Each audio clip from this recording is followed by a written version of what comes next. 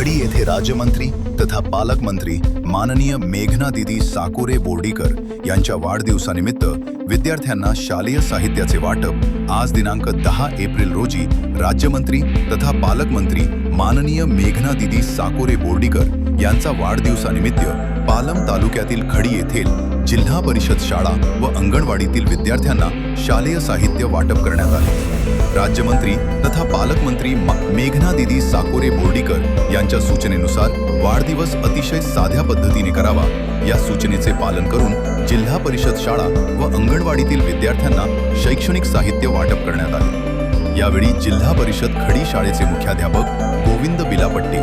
Kalshetti sir, शेकडे sir, येलकडवाड madam, शालेय शिक्षण समितीचे अध्यक्ष सुनील एगडे, पोलीस पाटील प्रकाश एगडे, सुमित बिल्लापट्टे, खय्यूम सय्यद संतोष गुंडरे, विनोद एगडे,